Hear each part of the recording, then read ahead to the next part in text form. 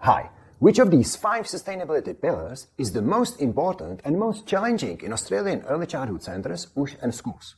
Is it waste, greenery, behaviour, resources or energy? Well, if you are like most centres, it's behaviour.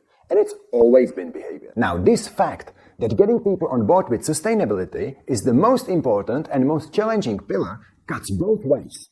It's a big threat, but also a big opportunity.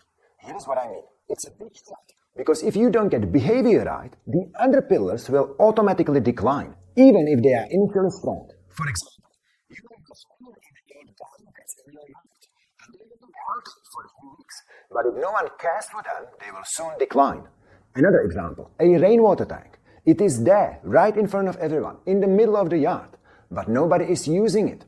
Educators are bypassing it as they reach out for a main stop to use for watering the plants. On the other hand, and here comes the opportunity part, if you get behavior right, everything else improves, right? Your garden beds don't just look good for a few weeks after being installed, but they actually consistently improve because educators and children care for them. And your rainwater tank isn't just sitting there idle, getting ignored. No, it's being used for watering the plants. And the same applies to clotheslines, worm farms, compost bins, paper towels, loose parts and repurposing materials, waste and recycling, energy and water usage, paper consumption, let alone children's education, attitudes of educators, interactions with families, and everything sustainability related. It all boils down to this important distinction. If you don't get behavior right, everything else declines. But if you get behavior right, everything else improves. Now, the million-dollar question, of course, is how do you get your people on board with sustainability? You do that through Behaviourizer. Behaviourizer is my behavior change course tailored to early childhood centres, OOSH and schools Australia-wide. Behaviourizer shows you how to get your team on board with sustainability. It follows the formula of identify and clarify, evaluate and increase the sustainability commitment of your team, whether you are in early childhood, OOSH or school. Here is how it works.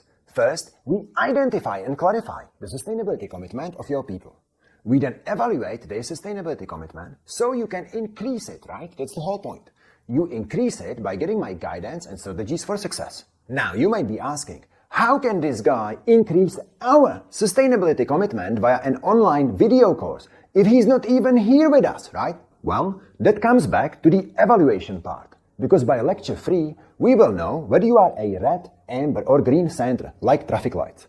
And that will tell us what type of guidance and what tools you need to get you there, to get your team on board. So we evaluate using my traffic lights method, and for the increase, you then go to your relevant video lecture, whether you are red, amber or green. You'll be using tools such as my one-page sustainability checklist, a sustainability plan template, plus an example of a good sustainability plan and action-focused templates. Now also, even though I walk you by the hand throughout the course, if for any reason you and your team still need help after you've completed the course, you have the option at no extra charge to consult with me one-on-one. This is available to all, but it will be relevant mainly to the red and amber centers. And finally, to reinforce and cement that sustainability commitment, you get my 5 bonuses that are listed below on this page. Now, whether you do the course individually first to see what it's like before introducing it to your team, or whether you give it to your team right away and do it as a group, doesn't matter. It works the same. The method you will be using is the same method I have used hundreds of times around Australia